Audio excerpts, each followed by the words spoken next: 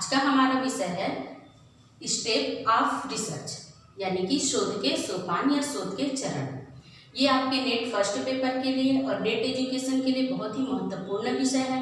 इन बिंदुओं से 1 नंबर का प्रश्न और इनके अंदर से कई सारे प्रश्न बनते हैं। इसके अलावा नेट एजुकेशन के रिसर्च मेथोडोलॉजी के लिए ये बहुत ही महत्वपूर्ण बिंदु है। कई विद्वानों ने रिसर्च के सोपानों को कई भागों में विभाजित किया और अपने अध्ययन के अनुसार उसके कई नाम दिए, परंतु सभी विद्वानों के सोपानों को पढ़ने के पश्चात कुछ ऐसे सोपान थे, ऐसे चरण थे जो सभी में कॉमन थे, जिनमें से स्टेप्स ऑफ रिसर्च में हमारा पहला स्टेप है आइडेंटिफिकेशन ऑफ प्रॉब्लम, यानी कि समस्या की पहचान करना। समस्या की पहचान करने के लिए विद्वानों द्वारा बहुत ही सिंपल सी बात कही गई है, रिड्यूसिंग हेट्रोजेनसजेनिटी टू सब्जेक्ट। सब्जेक्ट से विषमता को दूर करते जाना और धीरे धीरे हम अपनी समस्या तक पहुंच जाएंगे। अब ये हेट्रोजेनिटी या विषमता को कैसे दूर की जाए, मैं उसे आप लोग को समझाती हूँ। मान लीजिए कि आपके मन में विचार आया रिसर्च करने का, किसी रिसर्च की एक समस्या को पकड़ने का। तो हम एमएड को ही लेते हैं। तो हम देखते हैं, हम एमएड में 5-6 विषयों का अध्ययन करते हैं। तो आपने शिक्षा में रिसर्च करने के लिए सोचा। अब आपके पास कम से कम 5-6 विषय होंगे। मनोविज्ञान, शिक्षा मनोविज्ञान, शिक्षा दर्शन, आईसीटी, रिसर्च मेथोडोलॉजी, इस तरीके से आपका मेन सब्जेक्ट, आपके पास 5 विषय हैं। अब आप एमएड में सारे विषयों पे तो रिसर्च कर नहीं सकते, तो आप इनमें से कोई एक विषय चुनेंगे, बाकी विषयों को छोड़ेंगे। जैसे आपने साइकोलॉजी ले ली, आपने फिलॉसफी छोड़ दी, आपने आईसीटी छोड़ दिया, आपने रिसर्च मेथोडोलॉजी छोड़ दिया, आपने अन्य विषय छोड़ दिए। अब आपके पास ये एक विषय है। अब ये एक विषय के अंतर्गत भी बहुत सारे विषय आ जाते हैं। जैसे अगर हम साइकोलॉजी की बात करें तो इसके अंदर आपका लर्निंग आएगा, इंटेलिजेंसी आएगी, सीखने के सिद्धांत भी आएंगे। इस तरीके से बहुत सारा समायोजन हो गया, इस तरीके से बहुत सारे विषय आएंगे। अब आप इन सभी विषयों पे एक साथ तो रिसर्च कर नहीं सकते, अब फिर इसमें से कोई एक विषय चुनेंगे। तो मान लीजिए आपने लर्निंग थ्योरी चुन ली, आपने बाकी विषय छोड़ दिया और आपने लर्निंग थ्योरी चुन ली। अब ये जो लर्निंग थ्योरी है, इसके अंतर्गत भी कई विषय आएंगे। कैसे आप व्यवहारवादियों की लर्निंग थ्योरी पे करना चाहते हैं या संज्ञानात्मक सिद्धांत वालों के ऊपर करना चाहते हैं, आप स्किनर को लेना चाहते हैं कि प्याजे को लेना चाहते हैं, ऐसे आप इसके अंदर भी बहुत सारे विषय रहेंगे इस लर्निंग थ्योरी के अंतर्गत। अब आप इसमें से कोई एक विषय चुनेंगे। मान लीजिए आपने स्किनर की थ्योरी को चुन ली, तो आप बाकी विषयों को छोड़ देंगे और एक स्किनर की थ्योरी को ले लेंगे। इस तरीके से आप क्या करते हैं, आप बहुत सारे विषयों से छांटते लास्ट में आप अपनी किसी एक समस्या का समाधान प्राप्त कर लेते हैं। ये है समस्या की पहचान करना, कि आप समस्या की पहचान कैसे करते हैं।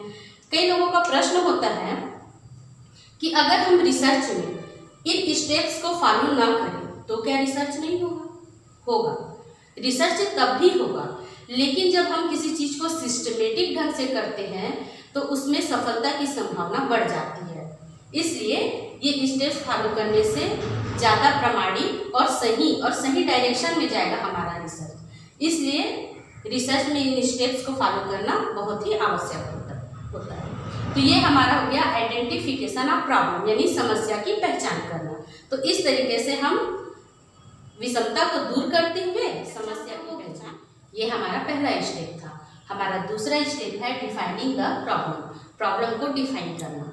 प्रॉब्लम को डिफाइन करने के लिए प्रमुख 3 बातें हैं। सबसे पहला तो टाइटल या शीर्षक। Title should be talk about variables. तो जो टाइटल होता है वो क्लियर करता है कि हमारे वेरिएबल्स क्या है, चर क्या है। चर के बारे में मैंने आपको अपने प्रीवियस सेशन में बता चुकी हूँ। इसके बाद दूसरा और मोस्ट इम्पॉर्टेंट थिंग होता है विधि तंत्र या मेथोडोलॉजी, कि आपने कौन से विधि तंत्र का, मेथोडोलॉजी का प्रयोग करने वाले हैं अपने रिसर्च को आगे बढ़ाने के लिए। और सबसे प्रमुख होता है पॉपुलेशन, यानी कि जनसंख्या। आप अपने रिसर्च को किस जनसंख्या पर अप्लाई करने वाले हैं, कहाँ से आप अपना डाटा कलेक्ट करेंगे, वहाँ की जनसंख्या कितनी है, ये सब बातें आपके शीर्षक में होनी ही चाहिए। और दूसरा, प्रॉब्लम को डिफाइन करने के लिए महत्वपूर्ण होता है ऑब्जेक्टिव्स या उद्देश्य, कि इस रिसर्च को करने के आपके उद्देश्य क्या करने के पश्चात, शीर्षक लिखने के पश्चात हम पहुँचते हैं अपने संबंधित साहित्य की समीक्षा या तीसरे step, review of related literature. इसमें क्या होता है कि हमने जो विषय पकड़ा है, अब हमें ये देखना है कि इस विषय पर आज से पहले कितने विद्वानों ने शोध किया है, इसके बाद उस शोध के क्या परिणाम निकले, क्या चीज़ सामने आई और क्या चीज़ वहीं पे क्लोज हो गया कि ये रिसर्च आगे नहीं बढ़ाया जा सकता।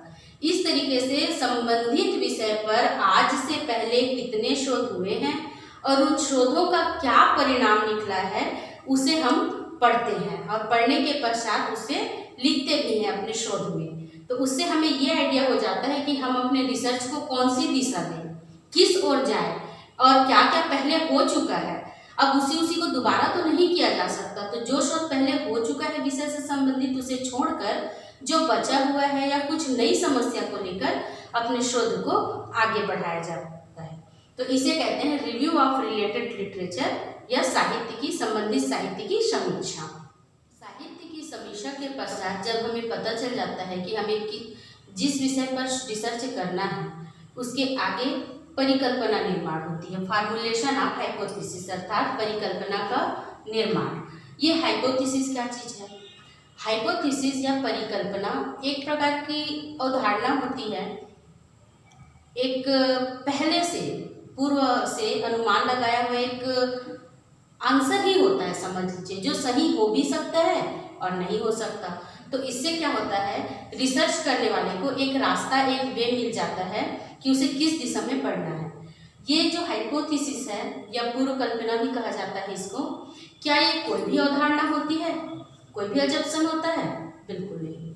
नॉट एवरी अजम्पशन और हाइपोथेसिस, ओनली इंटेलिजेंट अजम्पशन और हाइपोथेसिस। अभी ये hypothesis 3 types of hypothesis. First है रिसर्च हाइपोथेसिस, सेकेंड है स्टैटिस्टिकल हाइपोथेसिस और थर्ड है ऑपरेशनल हाइपोथेसिस। अभी रिसर्च हाइपोथेसिस और स्टैटिस्टिकल हाइपोथेसिस जब दोनों मिल जाते हैं तो ऑपरेशनल हाइपोथेसिस होता है। इसकी एक अलग प्रक्रिया है, इसमें कुछ स्टैटिक्स के बातें होती हैं। रिसर्च हाइपोथेसिस में कुछ बिना स्टैटिक के कुछ सोच होती है, कुछ परिकल्पना होती है। और जब हम कोई ऐसी परिकल्पना का निर्माण करते हैं जिसे स्टैटिस्टिकली या सांख्यिकी के रूप में क्लियर करने की या सिद्ध करने की कोशिश करते हैं तो उसे ऑपरेशनल हाइपोथेसिस कहते हैं, जिसका प्रयोग रिसर्च में या सामाजिक अनुसंधानों में सबसे ज़्यादा ऑपरेशनल हाइपोथेसिस का प्रयोग किया जाता है। और ये तीनों रिसर्च 2 रूपों में पाए जाते हैं, या तो नल हाइपोथेसिस या अल्टरनेटिव हाइपोथेसिस। जैसे कि हमारा जो रिसर्च हाइपोथेसिस है ये फिर 2 भागों में डिवाइड हो जाएगा, नल हाइपोथेसिस या अल्टरनेटिव हाइपोथेसिस। उसी तरीके से हमारा जो दूसरा स्टैटिस्टिकल हाइपोथेसिस है ये भी 2 भागों में विभक्त हो जाएगा, नल स्टैटिस्टिकल हाइपोथेसिस या अल्टरनेटिव स्टैटिस्टिकल हाइपोथेसिस। उसी तरीके से हमारा जो ऑपरेशनल हाइपोथेसिस है ये भी 2 भागों में विभक्त हो जाएगा, नल ऑपरेशनल हाइपोथेसिस या alternative operation of hypothesis. Our next step is collection of data. परिकल्पना निर्माण के पश्चात उसे सिद्ध करने के लिए, उसे परखने के लिए, जांचने के लिए हमें कुछ आंकड़ों की आवश्यकता होती है। ये आंकड़े कलेक्ट करने के, संग्रह करने के कुछ तरीके होते हैं जिन्हें हम सैम्पलिंग ऑफ डेटा भी कहते हैं।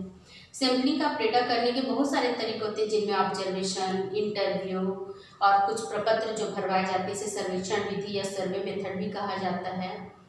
ये सब तरीके होते हैं सैम्पलिंग लेने के, डेटा कलेक्शन के। इसके भी 2 टाइप्स होते हैं, एक होता है प्रोबेबिलिटी, एक होता है नॉन प्रोबेबिलिटी। कौन सा हमें टूल्स यूज करना है ये हमारे पॉपुलेशन पे डिपेंड करता है। यदि हमें हमारे फ्रेंड की जानकारी है, हमारे पॉपुलेशन की जानकारी है, वो लिमिटेड है, सीमित है, तब हम probability sampling of data use करते हैं। और यदि हमें हमारे पॉपुलेशन की जानकारी नहीं है, वो सीमित नहीं है, वो बहुत बड़े क्षेत्र में फैला हुआ है, तब हम non probability sampling of data, analysis of data. अर्थात आंकड़ों का विश्लेषण। We need statical techniques to analysis of data.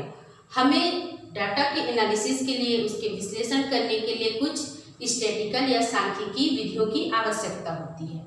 सांख्यिकी विधियां दो प्रकार की होती हैं। पहला है पैरामेट्रिक और दूसरा है नॉन पैरामेट्रिक, अर्थात प्राचल या अप्राचल टेक्निक्स सांख्यिकी की। ये अपने आप में बहुत ही बृहद है। इसके अंतर्गत आता है आपका correlative statics technique and comparative statics techniques, और ये सब इसके आगे फिर इसमें आपका टी टेस्ट, आपका एनपीसी, आपका काई स्क्वायर टेस्ट, इस प्रकार से बहुत सारे टेक्निक्स और टेस्ट हैं जो आपके डेटा एनालिसिस के लिए बहुत ही महत्वपूर्ण है। ये स्वयं में एक आपका एक अलग क्लास हो सकता है इस पे आपका, जिसमें पूरा आप स्टैटिक्स टेक्निक को आपको बताया जाएगा, जिसके आधार पे आप कुछ निष्कर्ष निकालते हैं, जिससे आपका जो ये हाइपोथेसिस है वो सत्य भी हो सकता है और असत्य भी हो सकता है। नल हाइपोथेसिस में हमारी कोशिश यही रहती है कि हमारे जो हाइपोथेसिस है वो निग्लेक्ट हो जाए, नकारात्मक हो जाए या गलत है, तो उससे हमारा पॉजिटिविटी जो होती है हमारे हाइपोथेसिस की वो निकल के सामने आती है। तो ये हो गया हमारा एनालिसिस। पश्चात हमें कुछ निष्कर्ष मिलता है, और जब बार बार ये प्रयोग किए जाते हैं तो, और जब बार बार परिणाम एक ही हो, तो हम ये मान के चलते हैं कि हमारे द्वारा जो हाइपोथेसिस लिया गया था वो सत्य है। और कुछ न कुछ जो परिणाम मिलता है, जब वो बार बार प्रयोगों द्वारा वही परिणाम बार बार प्राप्त होता है, तो हम ये मान के चलते हैं कि हमारा रिसर्च सफल हुआ। हमने जो समस्या लेके अपनी बात को आगे बढ़ाई थी, वहाँ समस्या के समाधान तक हम पहुँच गए हैं, और उस समस्या के समाधान का सामान्यीकरण या जनरलाइजेशन जो हमारा 7th और लास्ट स्टेप है कर दिया जाता है। तो ये थे आपके स्टेप ऑफ रिसर्च।